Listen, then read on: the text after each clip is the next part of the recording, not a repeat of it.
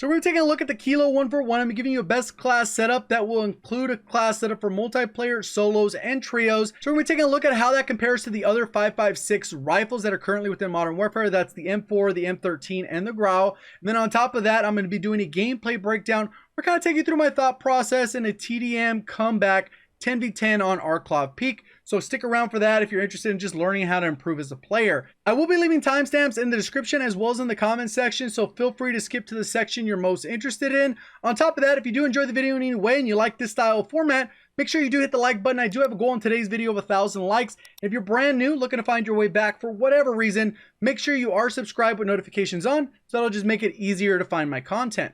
So first thing up is we're going to go ahead and take a look at the best class setup I have for the Kilo 141. I'm going to focus on 3 primary attachments, and the 2 other attachments you can kind of pick and choose based off your own individual preferences.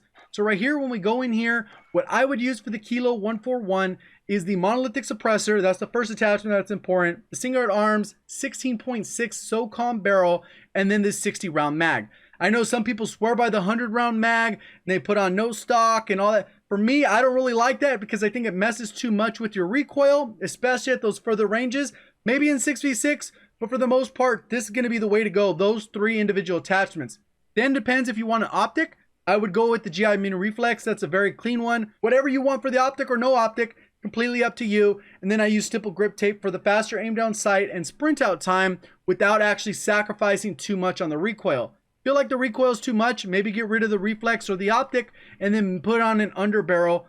If you want a little bit faster mobility, go ahead and try no stock and see how it works for you. But these are the 3 attachments I would most recommend. And then we go into the stat breakdown. These are the 2 range attachments that I'm going to be focusing on when it comes to comparing it to the other rifles. So that's the class setup, and that will work perfectly fine for multiplayer, solos, and trios. Obviously, if you want to experiment, mix things up, go ahead and do so. But these are the 3 attachments I would highly recommend compared to a lot of the other things you can put on this weapon. So initially, when we take a look at the numbers, they might feel a little bit foreign to you if you haven't watched one of my videos. But if you are new here, pretty much the easiest way to look at this is this top numbers right here is the overall distance in meters. And then we have the damage profile, the shots to kill, DPS, all those numbers. It's a lot scattered there. I'm going to include that down in the description. So if you want to take a look at it in a little bit greater detail, feel free to do so. So the main thing that we're going to be taking a look at when we're looking at all these various numbers is the overall time to kill for somebody that is a 3-plate player. So that's 250 damage that is required to down a player.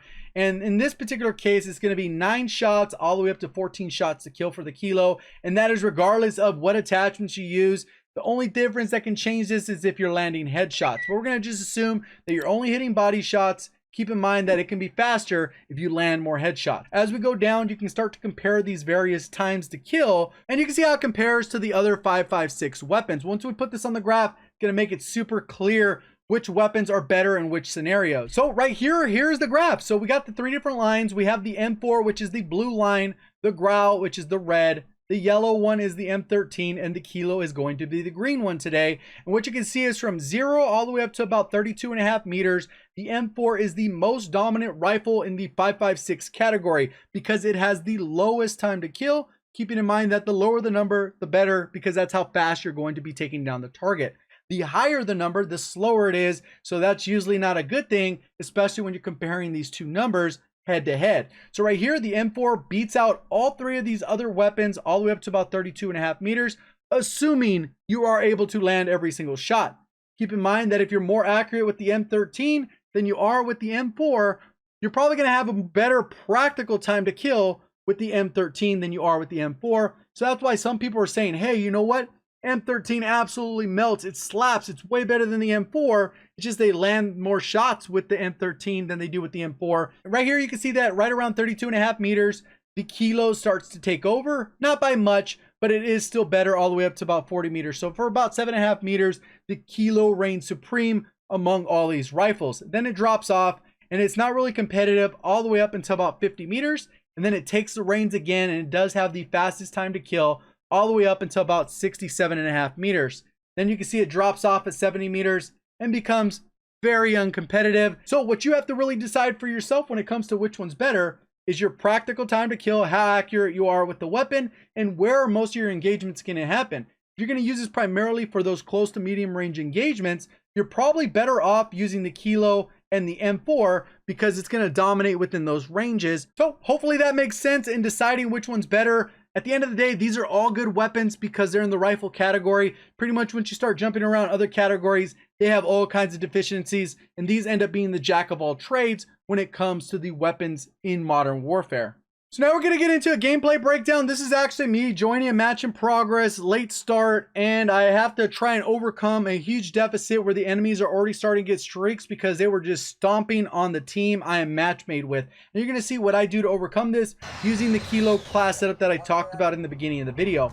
So right here I'm spawning in. You can see we're down by about 20 points. It's 18 at the moment. 4 minutes I've already passed, or 3.5, and then I'm coming through and you can see that I get shot. Somebody is on that position we're going to talk about later on, but he was able to take out my teammate, and then he's going to take out this guy. Luckily I'm able to stim, and I can't really get to him based off the angle that they're at. I would have to expose myself, so I just wait for the right time. You can see all my teammates are in front of me, so the spawn is about to flip. I come upstairs, looks like my teammate just lost the engagement. I come up, clean that guy up. I'm coming through, and now I'm just kind of peeking right here. The spawn should be coming this way. That's why I end up peeking that exact angle, because they're going to run directly out of there. Now the enemies should be only spawning on this side of the map, and all I got to do is just pay attention. You can see where my teammate is. There is a little bit of open area out here, but it's less likely that the enemies are out here than they are in front of me. So you just got to kind of be aware of what's going on. Looks like somebody did get a VTOL, probably in that care package that came in. I'm able to zoom in, take that guy out. I can see where this guy is as I come out. I try to hit my shots. I didn't kill him quite quick enough. Then I use a C4 to finish him off. So I land a shot there. He's basically going to die with the C4 as long as it connects. Take him out, and then now I got to relocate because I've already spent a little bit of time up there. I jump over this bar. This is a perfect head glitch. I try to take a couple out there. The guy ends up rounding the corner, and then I decide to call in my cruise missile since I'm running kill chain. So I could have easily died by that Semtex upstairs, and it just worked out that way that it didn't. So I can see that there's two people in the building that I'm in. Hopefully they go upstairs so they don't notice me. So I'm perfectly behind the bar. Even if they jump over, they would kind of have to turn around. So I'm in a good spot there to use this cruise missile. And this is kind of like the form of my little mini map, because not everyone's going to be running Ghost and Cold-Blooded. So they're going to be able to pop up on this, if not the UAV. So you can kind of see where all the enemies are. So when I come out of the cruise missile, I get the kill there. So now I know that there's two more upstairs. I'm going to push up, and I'm going to center my crosshairs and place them in the correct spot. So I take this guy out. I heard him running in. And then I'm going to go upstairs, and you can see how I kind of jump out and center my crosshairs. Look at where the center of my crosshairs are, literally in the center of the screen, so that when I aim down sight, I'm able to pull the trigger and take the guy out. So even if he was trying to react to me, if his crosshairs were over here to the side, he has to adjust. And by that time, I've already got a chance to down him. He did land a shot, but he wasn't quick enough. Right here, I got to be patient. You can see where all my teammates are. They're pushing up. We're still down by 20 points. We still haven't regained any of the lead. I have to call on this VTOL. I got to play my life for these streaks. So I'm pushing up. Going to see if I hear anything. Freak out, because I don't want to die. You could definitely get team shot if you just peek a window, and that's not a good thing. I back off, decide what I want to do, get to the side, and I lay prone. And this lowers my profile. The guy cannot see me from the window, and you're going to see he jumps directly in front of me. I put the VTOL right in the open. The guy jumps out, end up shooting him in the back. Nice, easy kill, just because I know the map well enough. The angles, the way they works out really well. Got the chopper gunner. I just got to relocate, but I know there are enemies on this right side because the mini-map, the bunch of them working this left side, and I don't have a lot of backup. They're basically on the other side of the map. Pretty much what I'm going to do, I'm going to push up. I'm going to aim for this right side where I expect players to be, and I'm on a head glitch. And what you're going to see is in my head, while this gunfight's already happening, I'm already thinking of moving to the left side. I'm not thinking of sticking in this gunfight. So I'm already in my mind. I had already made up, regardless if there was 5 people that line up there or just 2, I'm already moving out of the way. You can see as I turn around, the guy does end up landing a shot there, but I'm able to get out of the way and then re-engage the gunfight from my better head glitch. That again, I'm already predicting that I'm going to go with my movement to the right so that I can get out of the way. So right here, call this in. I'm down by only about 7 kills here, and then I'm going to rack up a ton of kills here. I'm kind of doing a couple different things. See where all the enemies are, one, but I want to kind of funnel them so they're all in the back of their spawn, primarily for a couple different reasons. One is that they're not going to be able to walk up to me and kill me. 2 is because that allows my teammates to push up and kind of put a spawn trap on the map where all the enemies are going to be in predictable locations. Where you get all wonky stuff is if the teammates push up too far, which you're going to see they start to do. And then that ends up pushing the enemies to the opposite end. And now you got enemies pushing you from both sides when they should only be pushing you from one side. So a lot of times these breakdowns, you can see my teammates too zealous. He's going over the top here, going around that fence. He's out in the open. Teammates are pushing him. I end up taking that guy out, protecting the teammate. I almost could have let him die so they continue spawning in that area. But obviously, I'm going to go ahead and take the kill. Come through this right side, decide to jump up, mantle. Sometimes the mantling's funky in this game. You don't always get it perfectly. Peek out to the left. And then I peek over. I saw a guy really quick. I re-peek, take him out. And then I decide to back off.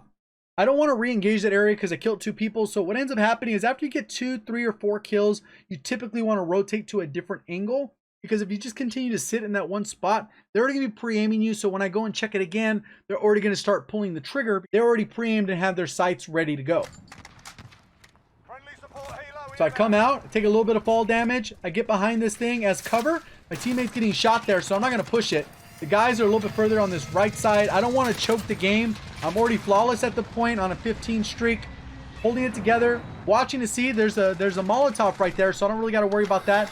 Teammates picking it. I'm back to full health. I didn't have any more stim shots. Free firing that.